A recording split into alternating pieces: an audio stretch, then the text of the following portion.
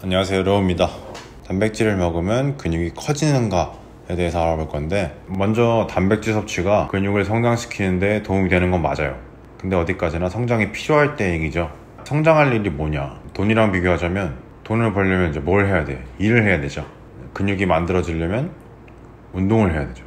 운동을 안 하면서 단백질만 섭취하는 건 건강해지는 거고, 영양소를 골고루 섭취하게 되는 거니까. 그러면 이제 단백질에 대해서 알아볼게요. 알고 먹는 게 좋으니까. 단백질은 이제 필수 영양소 중에 하나죠. 뭐 탄수화물, 단백질, 지방, 단백질 포함되어 있고, 단백질은 적절한 신체 능력을 발휘하는데 필수적인 영양소예요. 운동할 때 에너지 원천으로서도 되게 많은 기여를 하죠. 그리고 단백질은 근육의 발달과 기능에 아주 중요하게 작용을 하기 때문에 오랫동안 이제 운동선수들의 식품으로 생각되어 왔고, 뭐 이런 내용들이 이제 운동선수나 일반인분들이 많이 단백질이 운동에 많이 도움이 된다라고 생각을 하고 있죠.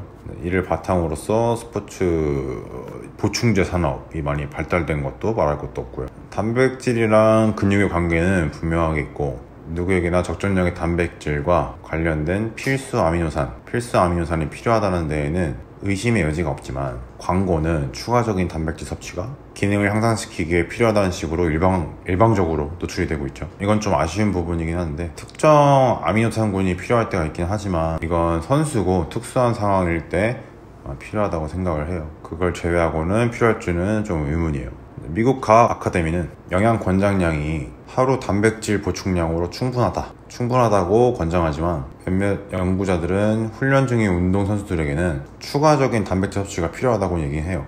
근데 이 연구자들이 말하고 있는 단백질은 주로 자연에서 얻을 수 있는 것들을 얘기하고 있고, 그 양도 주 영양소의 허용 섭취 내에서만, 범위 안에만 있어요.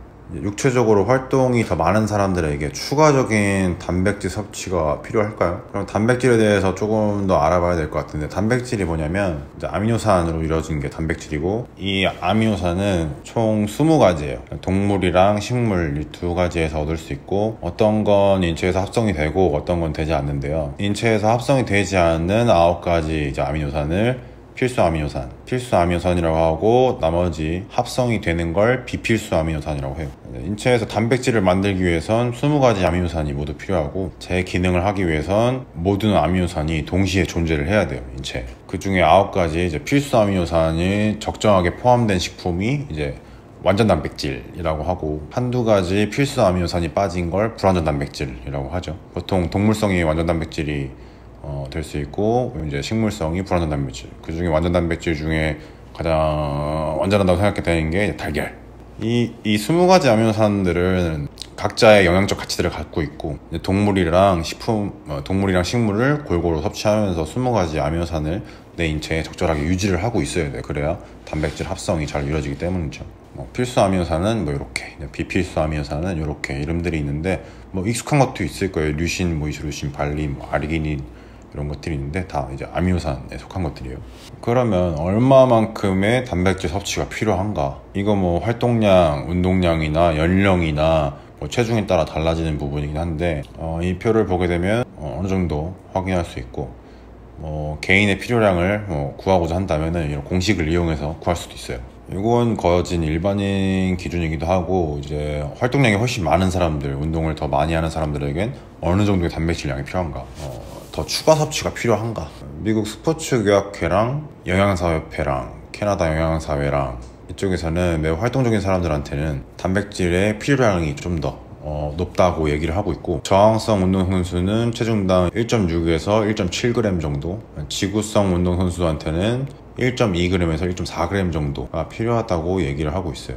저항성이라고 하면 역도나 이제 무게를 드는 운동, 그 다음에 지구성이라고 한다면 마라톤이나 달리기, 수영 같은 장거리 운동들 얘기하는 거죠. 근데 그마저도 이제 몇몇 과학자들은 회복기에 내 인체가 단백질을 보유하는 능력이 향상되기 때문에 선수들이 체중 유지를 하기 위해 충분한 영양 섭취를 하고 있다면, 칼로리 섭취를 하고 있다면, 활동이 없는 사람들에 비해 오히려 적은 단백질이 필요하다고 얘기도 하는데, 이 말은 결국 골고루 잘 먹으면 추가 섭취는 안 해도 된다라고 얘기하는 거기도 해요. 근데 오락가락 하는 것 같아요. 어떨 때 많이 먹으라고 했다가, 어떨 때 적게 먹으라고 했다가.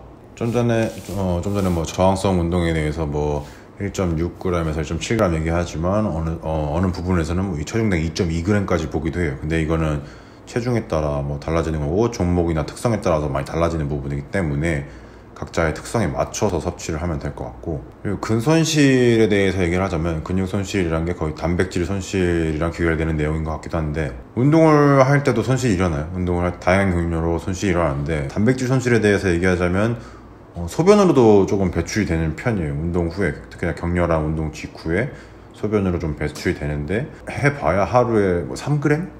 하루에 총량이 3g 이 정도는 뭐 무시해도 되는 수준이라고 생각하고, 그리고 땀에서도 손실이 됩니다. 뭐 1리터 기준, 땀 1리터 기준에 1g 정도, 거의 뭐 이것도 유의하지 않아도 될 정도의 수치죠. 일반적으로 운동을 할 때는 단백질 분해가 일어나요. 이제 카타볼릭 상태가 되는 거니까 분해가 일어나고, 운동 후에는 이제 합성이 우수해지는 아나볼릭 상태가 되죠. 동화작용이 막 이제 활발하게 일어나기 시작하죠. 이 시기는 뭐 편차가 좀 있지만, 근데 이제 카타볼릭 상태에서 근손실을 최소화하려면은 충분한 글리코겐, 내 근육 안에 저장된 에너지, 이제 막 어제 먹은 빵이나 오늘 뭐 먹은 밥이라든지 이런 게 몸에 많이 저장이 되어 있다면은 근육에 있는 단백질의 분해는 많이 억제가 돼요.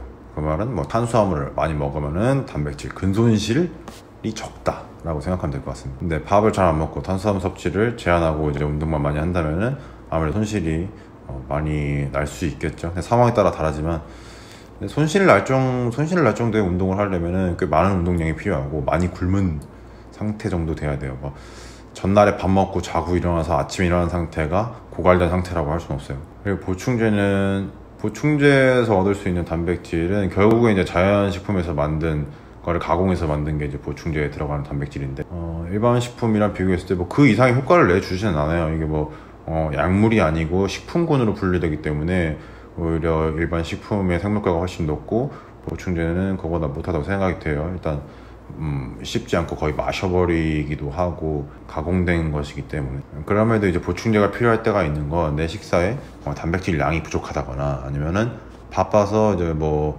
고기류나 이런 거를 구하기 힘들 때, 이럴 때는 필요하다고 생각이 되죠. 보충은 어디까지나 이제 보충으로서의 역할만 해주는 것이고, 메인은 식사가, 균등한 식사가 잘 이루어져야 되겠죠. 그래서 결론은 뭐 결론이라고 하기 애매할 수 있지만, 운동을 하고 나서 단백질 섭취를 해주는 게 근육을 만드는 길이고, 운동을 하지도 않고 단백질만 먹는 건 건강해지는 길이다.